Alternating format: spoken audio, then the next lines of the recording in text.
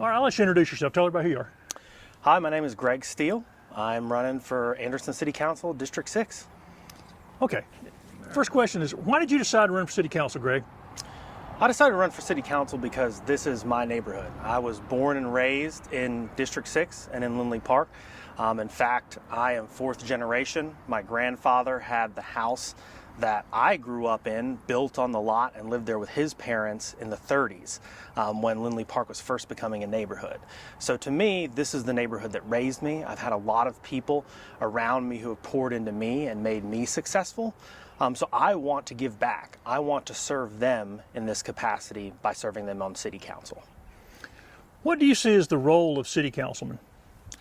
To me, the role is to be a voice for your constituents in government, and to also be a connector for them in government.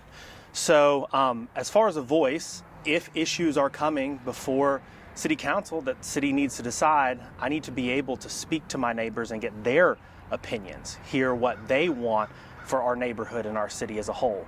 And I also see that role as a connector. A lot of people don't have information about how to get issues addressed. So as city council, I can be that connector and resource because I have that front-facing role. So even throughout this campaign, people have come to me and expressed issues about roads or right-of-ways or streetlights. And I've gone back and found out how from the city to get those addressed, and I've helped them address it. So whether that's taking a picture of a pothole or a street light with C-Click Fix and submitting it myself, I've already done that, and I want to continue to do that and help empower our citizens to be able to get the issues they need addressed, and also participate and take pride in our city. And along those lines, do you see the role of a city council member as a proxy vote for the citizens in your district or as a steward of the public trust in general? I think it's a combination of both. I think, however, if it comes down to it, because this is a specific district and not an at-large seat, it falls more into the role of proxy vote for those in the neighborhood. They are the people who are electing me. That's who I have the mandate from. So ultimately, I need to go back to them. As a whole, there's going to be things that get addressed that are outside our district or that involve stewarding our city resources as a whole well. Certainly, I see that as very important. But ultimately, I'm here for my neighbors, and I want to be held accountable by my neighbors in my district. What important or unique skills would you say you would bring to this seat if you were elected? I think my experience and career as an attorney, and particularly a family court attorney, really helps me step into this role well. My job, city government, is often very confusing. I've talked to people and they don't understand the right avenues or how to navigate getting things fixed. How do they make their voice heard on issues that the city is considering? And as councilman, it's my job to be a resource for them to be able to come to me, for me to help them navigate that system. That's my job every day as a family court attorney. Family court is very, very complicated. You're dealing with very personal issues with people's kids and their lives, and they're scared and don't know how to navigate that family court system. My job is to guide them through that system and advocate for them as part of that family court system, and I plan to do the same thing for my neighbors in the city council structure. You may have touched on this a little bit already, but what are the three most important priorities you see for this district right now? Three priorities, I think. One is infrastructure, and I think that's kind of a citywide thing. We're experiencing a lot of growth, and there's roads that are need to be fixed. That's probably the number one thing I've heard from people is roads, lights, other issues of infrastructure. Some of that is with the city, some of that is partnerships with the county and DOT, but I think we need to try to get some of those projects moving forward, whether that's city or interfacing with those other responsible organizations and making sure that we get movement from them. We need to make progress and make sure that we're ready for any increased growth. Number two is completing the Linley Park project. This is well under its way, but we need to get that across the finish line, and we need to continue parts of that master plan that connect our neighborhood and the rest of the city to each other through walking, biking, providing people other avenues to get where they need to go.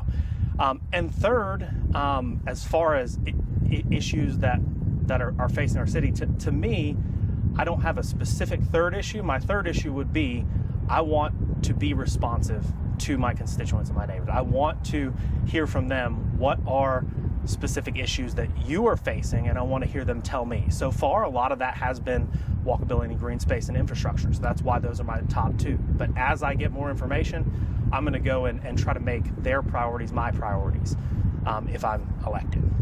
And you sort of answered this, but you've knocked on a lot of doors, I understand. What is Yes. the number one concern you're hearing from them? If there's one thing you hear over and over from citizens, what is it?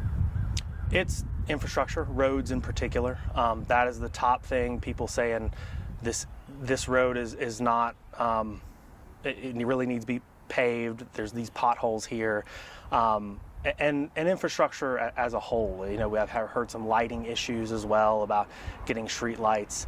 But the biggest thing people are saying are really road issues, and then that connected to growth. So making sure that as we grow, we are growing responsibly, and we are building in those other factors that we need to support growing as a city and as a county, because with increased population and increased stress on police, fire, infrastructure, we need to be ready for those things. And that's what I'm hearing from a lot of people too, is concern that we want to make sure that we're growing in a sustainable way that doesn't just grow for growth's sake.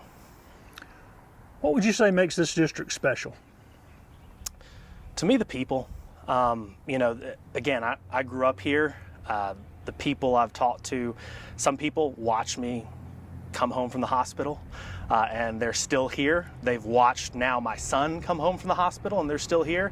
And I've also met neighbors who have moved in a year or two ago from totally different places. You know, my wife is a transplant. She's from West Michigan, and I've met some people from Michigan as I've been knocking on doors who have moved to our community and fallen in love with our community here as well. So to me, there are a lot of wonderful things about our neighborhood. I love Linley Park. I'm excited about the renovation continuing here. I love the mix of historic houses. I love our socio-demographic mix as well. We're a very diverse district, but to me, it's all the people. It's the relationships that I've had, whether that's for a few months, a few years, or my entire life. They are what brought me back to Anderson after college and law school, and they're who I want to serve moving forward. What do you think the biggest challenges facing the city of Anderson as a whole are going to be for the next 4 years?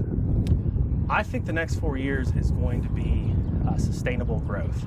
I think we have experienced a lot of commercial growth, and then we've also experienced a lot of residential growth with some of the recent annexations, particularly not in our district, in other districts, but making sure that as we come back through, we continue to promote local businesses to thrive, and to continue to try to help them get into downtown spaces and other spaces in our city that, honestly, growing up, were empty buildings for me. I want to continue to see that growth happen in a sustainable way.